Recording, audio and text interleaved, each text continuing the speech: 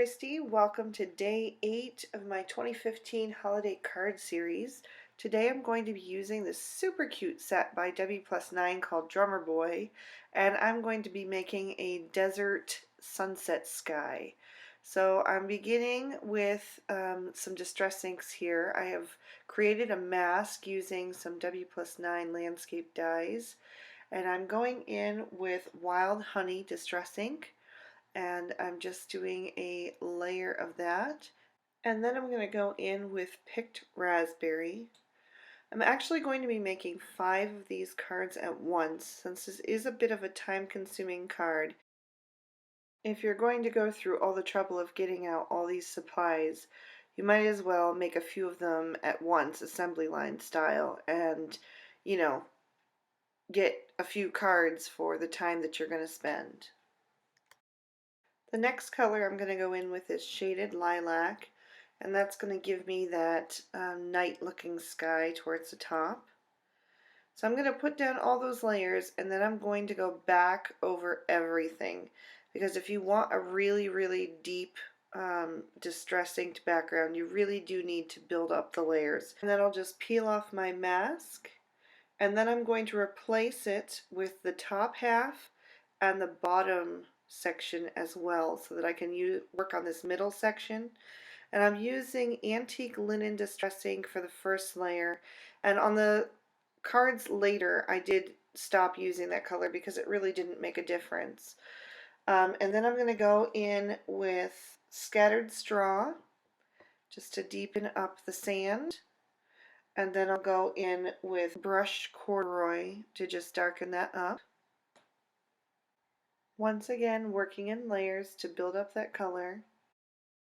And then I'll just peel up my bottom mask and repeat those same steps, just shading with those same colors of distress ink, and making sure to leave a highlight at the top so that it looks like the moonlight is shining on my sand dunes.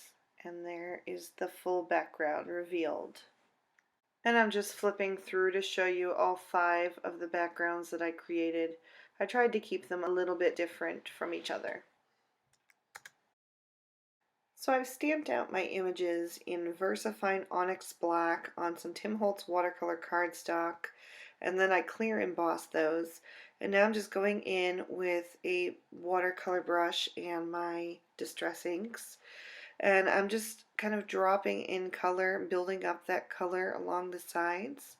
I want this to have sharp edges and really a high contrast in color, so I'm going to be building in layers to get that look that I'm going for. So you can see I start with a lighter color and then continue to drop in more color, and then I'll let that dry, and I'll go ahead and go back with more distress ink, just a little bit, you can see there, to even get some crisper, sharper edges. The green was Mowed Lawn, and the brown that I'm using is that Brushed Corduroy. And that is all the same color. Like I said, I'm just building up the depth of it by using layers. I'm going to use that for the little boy's hair and his shorts, and the manger for baby Jesus. And then I'm taking Evergreen Vow for his little vest. I'm going to use a more concentrated color for his little vest, and then I'm going to water it down and use the same color for baby Jesus's blanket. I didn't realize my camera had stopped recording when I was doing their skin, but I used antique linen and tea dye for that. I used pumice stone for the donkey, and I went in with my color first in the areas where I wanted shadow, and then I drew that color out with some clean water, and then I will water that same shade down to color in my little lambs, and I'm just going to dot some color on them and then dab it off with a paper towel so that it's not too dark and they still look white, but they have those shadows.